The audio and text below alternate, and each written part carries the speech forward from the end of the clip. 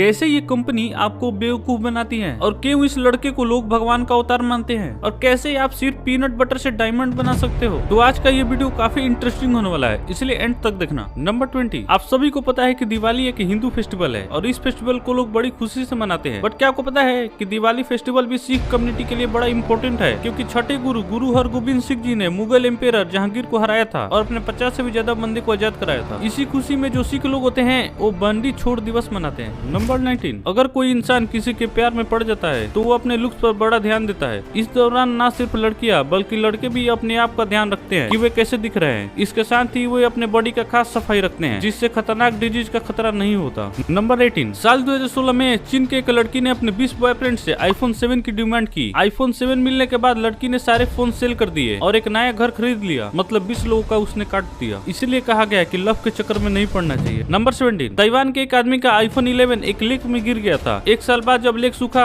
तो उसे अपना iPhone दोबारा मिल गया। लेकिन इंटरेस्टिंग बात यह है कि एक साल तक फोन पानी में रहने के बाद भी सिर्फ चार्ज करते ही नॉर्मल चलने लगा। अब पता चला कि iPhone इतना एक्सपेंसिव क्यों है। नंबर 16, नेपाल के रहने वाले 16 साल के देशांत अधिकारी के पीठ के निचले हिस्से में जन्म से ही एक पूंछ है। वहाँ के लोकल लोग उन्हें भगवान हनुमान का अवतार मानते हैं और लोगों ने उन्हें पूंछ काटने से मना कर दिया है और ये पूंछ अब तक 70 सेंटीमीटर लंबा हो चुका है। इस पूंछ को देशांत के माता पिता ने उनके पैदा होने के 5 दिन बाद देखा था। नंबर 15, साल 2011 में एक इंसान जिसका नाम था रिचर्ड जेम्स वेरोने, उसने बैंक में जाकर मात्र $1 की रॉबरी की, सिर्फ इसलिए क्योंकि रॉबरी के बाद जब वो जेल जाए तो उसका फ्री में मेडिकल चेकअप हो सके। मतलब ये बंदा सिर्फ फ्री मेडिकल चेकअप के लिए ये रॉबरी किया था। मतलब मेरे पास वर्ड्स नहीं है इस इंसान के लिए। नंबर 14, रूबिक क्यूब के बारे में तो आप सभी जानते होंगे, जिसमें एक जैसे कलर को एक डायरेक्शन में अलाइन करना होता है। तो इसके इन्वेंटर एरॉन रूबिक था और उसे ये रूबिक क्यूब सॉल्व करने में 1 महीने का समय लगा था। मतलब जब ये पहली बार रूबिक क्यूब को सॉल्व करने में लगे थे तब इन्हें पता ही नहीं था कि ये सॉल्व होगा कैसे।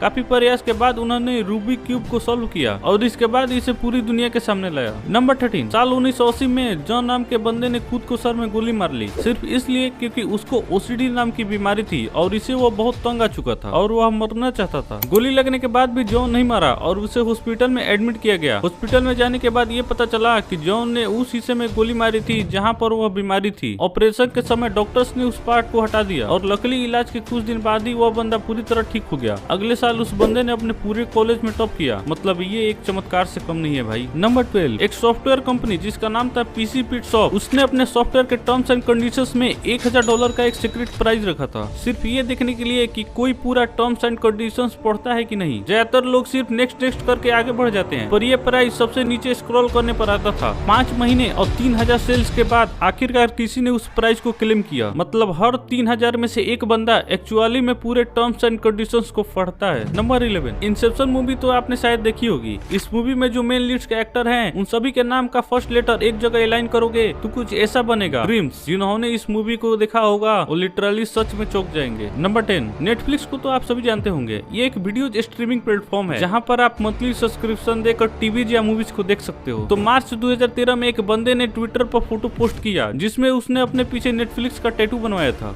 इस पोस्ट को देखकर नेटफ्लिक्स ने वापस से ट्वीट किया। उसने लिखा था, अपना DM चेक करो, हम आपके लिए 1 साल का सब्सक्रिप्शन फ्री में दे रहे हैं। मतलब एक टैटू को देखकर नेटफ्लिक्स इतना खुश हो गई भाई, मुझे तो नहीं मिला आज तक। नंबर 9, ये जो फोटो आप स्क्रीन पर देख रहे हो ये फोटो पियानो हाउस की है जो कि चाइना के हुआन सिटी में स्थित है और ये एक अमेजिंग स्ट्रक्चर है जो कि टूरिस्ट को काफी अट्रैक्ट करने के लिए बनाया गया है। नंबर 8, साल 2008 में एक क्राइम इन्वेस्टिगेटर वेलेदो तेनेस्की एंड उसकी टीम एक अजीब सी केस को सॉल्व कर रही थी। वो बहुत हाई लेवल के क्राइम इन्वेस्टिगेटर थे और उनके पास केस सॉल्व करने का काफी एक्सपीरियंस था। ये एक मर्डर केस था जो काफी डिफिकल्ट होता जा रहा था। काफी जांच के बाद जो इस केस में पता चला वो आपको पूरी तरह शॉक कर देगी। इस केस में जो मेन क्रिमिनल थे वो बेल्डो ही थे जो कि मेन क्राइम इन्वेस्टिगेटर थे। मतलब this is insane bro. Number 7, अगर आप कैंडल जलाते हो और वह जल्दी खत्म हो जाता है तो आपको टेंशन लेने की जरूरत नहीं है। कैंडल जलाने से 1 दिन पहले उसको फ्रिज में रख दो और उसके बाद कैंडल को जलाओ, वो दुगना चलेगा। नंबर 6, पूरी दुनिया में 150 से भी ज्यादा लोग ड्राई फ्रोजन स्टेट में हैं, क्योंकि साइंटिस्ट के अनुसार भविष्य में ऐसी टेक्नोलॉजी को खोजा जाएगा जो हजारों सालों के बाद भी मरे हुए लोगों को जिंदा कर देगी। इसीलिए हजारों लोग अपने बॉडी को फ्रीज करवाने के लिए अपना रजिस्ट्रेशन करवा चुके हैं। नंबर 5, बहुत ज्यादा हाई प्रेशर में जो पीनट बटर होते हैं उसको आप डायमंड में कन्वर्ट कर सकते हो, लेकिन इसके लिए आपको बहुत सारी चीजें जैसे accurate temperature, diamond converting technique and accurate high pressure को मालूम होना चाहिए। नंबर 4, यूएसए में एक मूवी रिलीज हुई थी जिसका नाम था the princess and the frog. इस मूवी के चलते यूएसए में 50 बच्चों ने फ्रॉग को चाट लिया और बीमार हो गए क्योंकि मूवी में ऐसा दिखाया गया था कि एक प्रिंसेस और फ्रॉग आपस में दोस्त होते हैं और इसके चलते रियल लाइफ में बच्चे फ्रॉग्स को लव करने लगे थे और उनको चाटने भी लगे थे, इसलिए वे बीमार हो गए। नंबर 3, साल 2010 में टेक्निकल यूनिवर्सिटी ऑफ मुनीच ने एक अजीब सा काम किया। उसने सीढ़ियों को रिप्लेस करके स्लाइडर को लगा दिया ताकि बच्चे स्लाइड करके जल्दी से नीचे आ जाए और उन्हें नेक्स्ट क्लास के लिए देरी ना हो। नंबर 2, आपको तो पता होगा कि कोका कोला की 2 ड्रिंक्स आती है, एक नॉर्मल वाला और दूसरा डाइट वाला। तो अगर आप दोनों कैन को पानी में डुबाओगे तो डाइट वाला कोक पानी में तैरने लगेगा बट नॉर्मल वाला पूरा डूब जाएगा। नंबर 1, आखिर कैसी कंपनी आपको बेवकूफ बनाती है? Van हेसेन, Elon Sole, डेमिलिनो and judo जैसे ब्रांड्स टाटा बिरला जैसे इंडियंस ओन करते हैं और इनका ऐसा नाम मार्केटिंग पर्पस के लिए किया गया है क्योंकि हम इंडियंस स्टाइल के मामले में फॉरेनर ब्रांड्स पर ज्यादा ट्रस्ट करते हैं और यही कारण है कि इंडियन ड्रेसिंग कंपनी फॉरेनर नाम को यूज करके अपनी मार्केटिंग करती है।